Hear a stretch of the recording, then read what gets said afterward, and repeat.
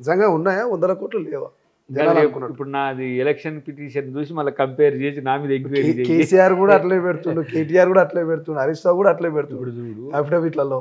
కానీ అసలు విషయాలు వేరే ఉంటున్నాయి. అసలు నా మీద ఆస్తులు ఉండడం అనేది నాకు ఒక చిరాకు. ఉమ్, ఉమ్, నిజంగా చెప్పాలంటే కూడా ఇప్పుడు రేపే వాళ్ళు బిజినెస్ పెట్టుకున్న మా పిల్ల వాళ్ళు బీబీఏ ఇద్దరు కూడా ఉమ్, మనది ఎంత సోషల్ మైండ్ వాళ్ళది కమర్షియల్ మైండ్. ఓకే. అయితే అట్లా వాళ్ళు ఏమైనా చేసుకుంటే చేసుకుంది, కానీ నేను జస్ట్ ఏమంటాము ప్లెయిన్ మెయిన్గా ఉండాలనేది ఒకటి. రెండవది 1000 కోట్ల ఆస్తులు భవిష్యత్ తరాలకు, కానీ ప్రస్తుత తరానికి నువ్వేం చేస్తున్నావు? ఉమ్, ఇది నన్ను ఎప్పుడు తొలిచి వేసే ప్రశ్న. కొంచెం హ్యూమనిటేరియన్ కూడా అప్పుడప్పుడు బతకడానికి సామాజిక లేకపోతే ఇతర ఉద్యమాల్లో పోతుంటాయి కదా నేను, వాళ్ళని బేస్ చేసుకొని వింటుంటారు వాళ్ళలో ఎంత సాక్రిఫైస్ ఉంటుంది. ఇప్పుడు ఒక ఆయన అడిగి నువ్వు నీ కొరకు బ్లడ్ డొనేషన్ చేయంగా చూసి నువ్వు బ్లడ్ డొనేషన్ చేసినవా అనేసరికి మనకు జీరో కనిపిస్తుంది. అంటే ఇట్లా కొన్ని వాళ్ళే ఎందుకు చేయాలి, ఇతరులు ఎందుకు చేయకూడదు అనే దాని దగ్గర నాయకుని కోసం కార్యకర్తలే ఎందుకు సాక్రిఫైస్ చేయాలి? నాయకుడు కూడా సాక్రిఫైస్ చేయొచ్చు కదా. ఏంటి ఎకనామిక్సే కదా. ఇప్పుడు రేపు మొత్తం నీ శాలరీ ఇచ్చిన 2 లక్షల పైసలకే కదా ఇచ్చేది, కానీ నువ్వు కార్యకర్తలు బతికించుకోగలుగుతారు. ఇన్ని రోజులు నా దగ్గర ఏం లేకపోయినా వాళ్ళే అన్ని రకాల కార్యాచరణ, అది సామాజిక ఉద్యమాలు ఉండని, తెలంగాణ ఉద్యమంలో ఉండని, లేకపోతే రాజకీయాల్లో ఉండని, వాళ్ళంతా ప్రేమతో ఉన్నప్పుడు నాకు ఆ కనెక్టింగ్ అనిపించింది. సెకండ్ లేయర్లో డెఫినెట్గా చారిటీ అనేది అది చెప్పి చెయ్య, చాలా గుప్తంగా చేస్తా, అది ప్రచారం కొరకు అన్నట్టు ఉంటుంది. ఇదేమో ఇది ప్రచారం ఎందుకు జరగాలంటే రాజకీయ నాయకత్వం కూడా డెఫినెట్గా కొంత కాంట్రిబ్యూషన్ పార్టీకి చెయ్యండి. Okay, this is my slogan. Why? Because party ఇప్పుడు కాదు, ఎప్పుడు కాంగ్రెస్ పార్టీ దగ్గర నిధులు ఏమి ఉండవు. చాలా మంది కాంగ్రెస్ పార్టీ నాయకులు రిచ్ అయి ఉండొచ్చు, పార్టీ చాలా. ఒక దశలో మేము ఫస్ట్ కంటెస్ట్ చేసినప్పుడు ఇప్పుడు ఇందిరాభవన్ కట్టడానికి కాంట్రిబ్యూషన్ అడిగిండ్రు, ఎంతో మీరు అంటే మా పార్టీ అంత వాల్యూస్తో ఉన్నది. సో నేను కూడా అట్లా నా కాంట్రిబ్యూషన్, నాకు అధికారము రావడానికి, నాకు అవకాశం రావడానికి పార్టీ కారణం. నేను దాని కొరకు ఏమి వెచ్చించలేదు. ఎప్పుడు కూడా 2 సార్లు టికెట్లు ఇచ్చినా కూడా నాకు దయాకర్ కష్టపడతారని ఇచ్చింది. సో రూపాయి కూడా టికెట్ కోసం నేను ఎప్పుడు చేయలే. ఇప్పుడు కూడా నేను మా ముఖ్యమంత్రి గారు చాలా సీరియస్గా తీసుకున్నాడు. దయాకర్ ఇష్యూలు ఇట్లాంటి కార్యకర్తలు ఉండరు, డెడికేటెడ్ సొసైటీ పర్సనాలిటీ, వ్యాపకాలు ఇవన్నీ ఉన్నాయి కావు ఇట్లా అని చెప్పేసి చెప్పడం. మా డిప్యూటీ సీఎం గారు కూడా చాలా, నా నేపథ్యం ఏంది దయాకర్కి ఇంకోటి చూద్దాం ఏంది అన్నప్పుడు కూడా చర్చ జరిగింది. దయాకర్ పార్టీకి కూడా అవసరం, దయాకర్కి పార్టీ అవసరమే, దయాకర్ కూడా పార్టీకి అవసరం అనే సందర్భంలో నాకు ఈ అవకాశం వచ్చింది. అది ప్రజల వల్ల వచ్చింది, పార్టీ వల్ల వచ్చింది కదా. పార్టీకి ఫస్ట్ చేస్తా, ప్రజలు అనేది కొంచెం టైం తీసుకొని చేసే ప్రయత్నం చేస్తా. ఇప్పుడు దయాకర్కి ఎప్పుడైనా అనిపించిందా, మంత్రులను చూసినప్పుడు, ముఖ్యమంత్రిని చూసినప్పుడు, ఎమ్మెల్యేలను చూసినప్పుడు, అబ్బా నాకు కూడా హోదా వస్తే బాగుండు, నాకు కోటర్స్ ఇచ్చి ఒక ఆఫీస్ ఇస్తే బాగుండు, నాకు 2 గన్మెన్లను మంచి కాన్వాయ్ని ప్రోటోకాల్ ఉంటే బాగుండు అన్న సందర్భాలు అనిపించినాయి? మిత్రుడు ఎవరో వచ్చి ఇంటికి వచ్చి ఇంత ప్లెయిన్గా ఉండడం చూసి నీకు గన్మెన్స్ ఉంటారు అనుకున్నా, డాంబికం ఇట్లా ఉంటారని అనుకున్నా అన్నప్పుడు నేను ఆలోచించిన, అసలు ఫస్ట్ నేను కొట్లాడిన పార్టీ అధికారంలోకి వచ్చింది. ఏ పార్టీతో ఉండి నేను పొజిషన్ మీద కొట్లాడినో ఆ పార్టీ అధికారంలోకి వస్తే ఆ అధికారంలో ఉండే వివిధ హోదాల్లో వీళ్ళందరూ ఉండడాన్ని నేను సంతోషపడుతుంటే. మన వాళ్ళు ఇప్పుడు తెలంగాణ కేసీఆర్ కోట్ చేసుకోవచ్చు కాక, నా వల్ల వచ్చిందని కోట్ చేసుకోవచ్చు కాక, దాని చరిత్ర చాలా పెద్ద ఎత్తున ఉంది. రాత్రి జానారెడ్డి గారు కూడా ఒక సందర్భంలో ఏమేమి అంశాలు ఉన్నాయో చెప్పిండు. నేను చాలా కొన్ని విషయాలు తెలుసు నాకు, జేఏసీలో ఉన్నప్పుడు నిర్గాంతపోయిన కొన్ని అంశాలను చూసి ఆయన చెప్తుంటే, సరే ఎవరి కోణం నుంచి వాళ్ళు నేను ఏది ఇచ్చిన అనుకున్నా. అంత తెలంగాణ ఉద్యమంలో నా పాత్ర ఒక పేజ్ ఉంది, కేసీఆర్ రాయకపోవచ్చు, అది నేను మా పిల్లలు ఎవరో రాస్తుంటే అది రేపు వస్తుంది కావచ్చు. ఆ సాటిస్ఫాక్షన్ ఎంత పెద్దగా ఉంటుంది. నేను కొట్లాడిన ఒక మూమెంట్ సక్సెస్ అయింది. ఆ సక్సెస్ అవ్వడంలో తెలంగాణ ఉద్యమకారుల్లో నేను ఒకరిని కదా, ఒక 100 మంది ఉంటే 99 100 కొనిగానే నేను ఉన్నా కదా. ఏందనేది సమాజం చూస్తుంది, నేను ఎట్లా కొట్లాడిన. ఆ రోజు కొట్లాడిన వాళ్ళకి తెలుసు, లేకపోతే కొట్లాడినమని నేను తెచ్చినామని చెప్పే వాళ్ళకి నేను ఏందో తెలుసు. నా కోణం నుంచి నేను రాసి దాని గురించి ప్రజలకు తెలుస్తుంది. అట్లనే కాంగ్రెస్ అధికారంలోకి తేవాలని నేను చాలా పకడ్బందీగా కన్స్ట్రక్టివ్గా నేను ఫ్రమ్ ది బిగినింగ్ ఉన్నా నా ఓటమి నేను లెక్కే చేయలే. రెండోసారి ఓడిపోతే కూడా నన్ను ఓడగొడతానికి కాల్ చేసే శకలు చూసి ఇది చిల్లర కాళ్ళు ఉన్నారు, ఇది ఫాల్తు కాదు, నన్ను ఓడగొడతానికి ఇన్ని కథలారా బాబు అని చెప్పి. నేను ఓడిపోను, ఎలక్షన్లో ఓడిపోవచ్చు కాక జీవితంలో దాకర్ ఎప్పుడు ఓడిపోడు. ఎందుకంటే సేవ చేయడము, ప్రజలే లక్ష్యంగా పనిచేసేందుకు ఓటమి ఏంది. కాబట్టి నేను మళ్ళీ ఎవరు దీన్ని కాంక్రీట్గా ఇప్పుడు కేసీఆర్కి టిట్ ఫర్ టాట్ అంటే సై అని కొట్లాడేటోళ్ళు ఉండాలనుకుంటే వాళ్ళు ఉన్నారు. మా వాళ్ళు చాలా సోబర్ అయింది, డెమోక్రటిక్ పాలిటిక్స్ ఇట్లా చేస్తారు. కానీ రేవంత్ అన్న వచ్చిన తర్వాత చాలా కసిగా కొట్లాడినా నేను. నాగార్జున సాగర్ మీటింగ్ ఎవరో వీడియో పెట్టిండ్రు, రేవంత్ అన్నతో మేము 10 మంది ఉంటే చాలరా నిన్ను గద్దె దించుతామని ఒక డైలాగ్ ఉంటుంది. వచ్చిన తర్వాత వీళ్ళందరూ హోదాల్లో ఇట్లా ఇట్లా తిరుగుతుంటే సంతోషంగా అనుకుంటుండే నాకు వస్తుంది రేపు, ఈరోజు వాళ్ళకు రేపు నాకు అనుకుంటుండే. ఒకసారి ముఖ్యమంత్రి గారు కూడా పిలిచి అడిగి కలిసి ఏం కాదు కొంచెం డిలే అయింది అందరు అంటుండొచ్చు, ఫీల్ కాకన్నాడు. నీకు ఎప్పుడు వీలైతే ఎప్పుడు సందర్భం వస్తే నిన్ను ప్రెషర్ కూడా చెయ్య. ఎందుకన్నా అంటే నాకు తెలుసు సమస్యలు ఎట్లా ఉంటాయో తెలుసు, సందర్భాలు ఎట్లుంటాయో తెలుసు. నేను ఒకరిని ఫీల్ అవుతున్నాను మాత్రం నువ్వు ఫీల్ కాకు, ఎప్పుడైనా చేయండి అని చెప్పిన.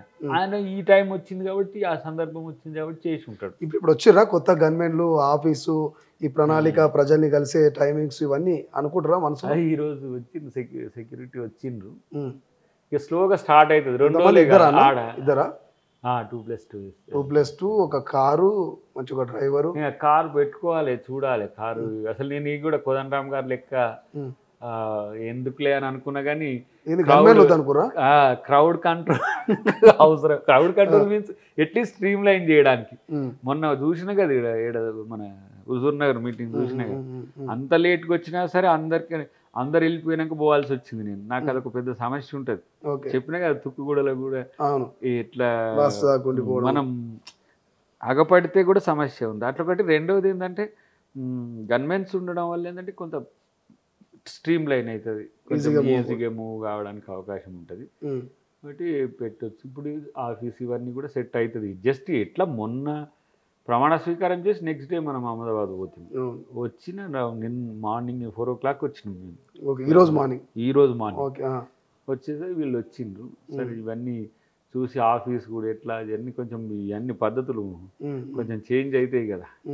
సో అట్లా కాబట్టి నాకు ఎప్పటికైనా వస్తుందనే నమ్మకం నాకుంది. ఇంకోటి రాకపోతే కూడా ఓ అని పెద్దగా ఏమి అనేటోని ఏం కాదు. ఎందుకంటే పవర్ వచ్చిన తర్వాత అవకాశం రావడం అనేది పవర్ రాకంటే ముందు ఉన్నట్టు ఉండదు. నాకు తుంగతుర్తి సీట్ ఇచ్చినంత ఈజీగా ఉండదు తర్వాత ఎమ్మెల్సీ ఇవ్వడం అనేది కూడా. ఎందుకంటే దానికంటే ముందు ఎమ్మెల్సీ, ఎంపీ, రాజ్యసభ ఇట్లన్నీ చర్చ వచ్చి వెళ్ళిపోయినాయి కదా. సో అలాంటప్పుడు ఆయన ఇంకోటి ఇట్లా ఉండి 2028 వరకు ఉండి అప్పుడు టికెట్ తీసుకున్నా కూడా నా గొప్పతనం ఇంకా పెరుగుతుండే. కాబట్టి ఒక ట్రెడిషనల్ పొలిటీషియన్నే కానీ ఆ కన్వెన్షన్స్ వాటిని అన్నిటిని ఫాలో అయితే కానీ మూర్ఖంగా ఉండడానికి ఏం ప్రయత్నం చేయాలి నేను. ఎందుకంటే సంతోషం ఏంది ఫస్ట్ ఆ పాలన పోయి ఈ పాలన రావడం. దీంట్లో మీరు ప్రశ్నించవచ్చు, కొట్లాడవచ్చు, మీరు ట్రోల్స్ చేసుకోవచ్చు, దన్నా చౌకులు చేసుకోవచ్చు, స్వేచ్ఛ ఉంటుంది ఈ కాంగ్రెస్ ప్రభుత్వంలో. మిగతా వాళ్ళకి భిన్నంగా ఇప్పుడు ప్రజలు ఎంత స్వేచ్ఛగా కొట్లాడుతున్నారు. ప్రతి ప్రశ్న మీరు సోషల్ మీడియాలో పెడుతున్నారు. ఇంతకుముందు ఈ పరిస్థితి ఉన్నదా? ఇప్పుడు వాళ్ళు కేసులు పెట్టిందని ఏడుస్తున్నారు కానీ చూస్తానికి పోతే జైల్లో పెట్టిరు కదా మీరు మురళీ ముదిరాజ్ది. ఇప్పుడు దాన్ని మళ్ళీ నేనే ఇప్పుడు ఏదో ప్రజాప్రతినిధి కింద పెట్టి ఒక కోర్టు స్పెషల్ కోర్టు చేసి 6 years అయింది మేము ఇప్పుడు ఏంది కోర్టుకు పోవడం. మొన్న నా 4th ఉండే నా బర్త్డే రోజు, ఆ రోజు పోదామనుకున్నా అసలు సింబాలిక్గా. ఎందుకంటే ఆ తమ్ముడు అంత కమిట్మెంట్తో అసలు వాస్తవంగా శ్రీకాంతాచారి చనిపోయిన రోజు సింబాలిక్గా తెచ్చిండు. మళ్ళీ నా చావు ద్వారా కేసీఆర్కు గుర్తొచ్చి ఉద్యోగాలు ఇస్తాడు అని చెప్పి బాత్రూమ్కి పోయి ఊరేసుకున్నాడు. ఆ రోజు నేను ఖమ్మం పోయి వచ్చుకుంటే ఇట్లా పోతే మా అమ్మ మీద 7 కేసులు పెట్టి జైల్లో పెట్టారు. మరి మీకు ఆ రోజు ఎందుకు అనిపించలే? మీరు దొంగ ట్రోల్స్ చేసి అబద్ధాలు ట్రోల్స్ చేస్తే మీ మీద కేసు పెడితే ఏమో బాధపడిపోతుండాలి.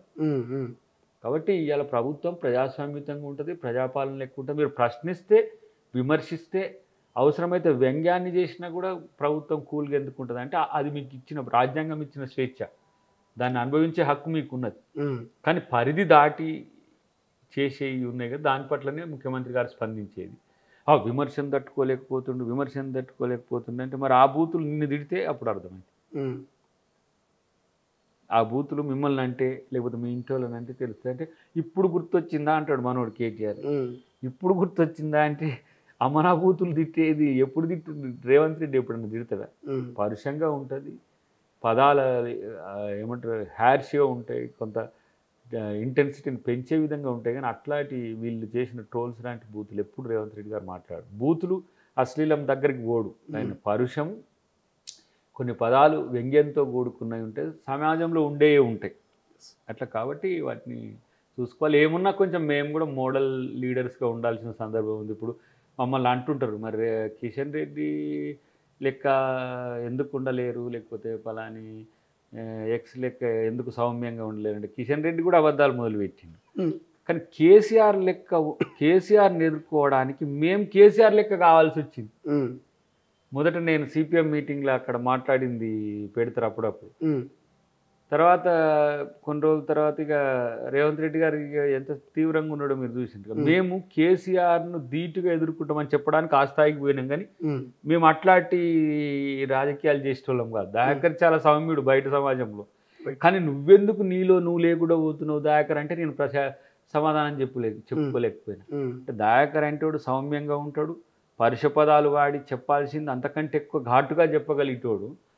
ఎందుకు హ్యార్ష్గా పోతుంది అన్న దగ్గర నేను మునుగోడు మీటింగ్ కాంచి వెనకకు వచ్చిన, మళ్ళీ వెనకకు వచ్చిన. ఉంటే పీకితే వీక నుంచి వెనకకు వచ్చేసి నేను ఇప్పుడు ఇట్లా ఉండడం వెనుక కూడా ఒక పద్ధతితో కూడిన రాజకీయాలు చేయాలనే ఉద్దేశమే. అవతలోడు కూడా నీలాగా పద్ధతిగా ఉండాలి. ఇప్పుడు ఆ రిస్క్ అంతా ఇప్పుడు ఆ రిస్క్ అంతా రేవంత్ అన్న తీసుకుంటాడు. కాబట్టి ఆయన ఇంకా ముఖ్యమంత్రి గారు ఇట్లా చేస్తుండ్రు ఇట్లా అని అంటాడు. సందర్భం వచ్చినప్పుడు కేసీఆర్ ఏం మాట్లాడట్లేదు, ఈయననే మనోడు పులకేసి లెక్క ఉన్నాడు కేటీఆర్. కాబట్టి కొంచెం మారితే మంచిది, లేకపోతే మళ్ళీ అందరూ ఆడికి రావాల్సి వస్తుంది.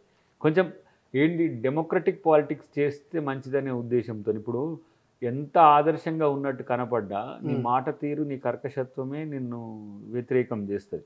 పదవుల్లో ఉన్నప్పుడు, హోదాల్లో ఉన్నప్పుడు, బాధ్యతతో ఉన్నప్పుడు ఉండాల్సిన సందర్భం ఉంది. ప్రాక్టీస్ చేయనిస్తారో మళ్ళీ నన్ను ఆవేశపరుని చేస్తారో మరి ఎంతో. ఇప్పుడు నేను ఇట్లా అయిందంటే సమాజం రాజకీయ నాయకత్వం. కానీ నేను నా ఒరిజినల్ బిల్ట్ ఇది. నాకు ఏదైనా వస్తే కొంత సంపాదించింది ప్రజలకు పెట్టాలి. ఎందుకంటే అమ్మ మదర్ తెరీసా నుంచి, ఆంగ్ సాన్ సూకీ నుంచి, కెన్సారో వెనకటికి నా మోడల్స్ వీళ్ళంతా చదువుకునే రోజుల్లో చారిటీని ఇట్లా ఉండే స్థితి నుంచి దయాకర్ ఇప్పుడు ఫైర్ అయిండు. ఫైర్ నుంచి మళ్ళీ ఇప్పుడు కొంచెం చారిటీ వైపు కూడా పోతే, రేపు పదవితో వచ్చేవి, పదవుల వల్ల సేవ చేసి ఒక ఎత్తు, వ్యక్తిగతంగా దయాకర్ కూడా ఏదో ఒక ఇదే కాకుండా వేరే వ్యాపారం కూడా చేసి సంపాదించైనా జనానికి పెట్టాలనే ఆలోచన ఉంది. సంపాదించగలుగుతామో లేదో తెలియదు, లేకపోతే వీళ్ళే కొట్టేసి పెట్టవచ్చు మనం. ఎందుకంటే మన బై ప్రొడక్ట్స్ ఉన్నాయి కదా, అవి సంపాదించేవి కూడా మనం వాళ్ళతో చారిటీ చేయించవచ్చు. బట్ ఎనీహౌ ఎప్పుడు కూడా కొంచెం దయ, దానం, ధర్మం అనే విషయంలో ఎప్పుడూ సానుకూలంగా ఉండాలని ఒక పెద్ద సాధువు లాంటి వ్యక్తులు కూడా చెప్తున్నారు. కాబట్టి అది ఎక్కువ ప్రభనిస్తుంది, ఎక్కువ మనిషిని ఏమంటారు మంచి వ్యక్తిత్వాన్ని పెంచే దిశగా ఉంటుంది అన్నారు. కాబట్టి ఆ ప్రాక్టీస్ చేస్తున్నా, చూద్దాం. ప్రపంచంలో ఏ మూల ఏ క్షణం ఏం జరుగుతుందో వేగంగా తెలుసుకోవడానికి తొలి వెలుగు వాట్సాప్ ఛానల్ని ఫాలో చేయండి.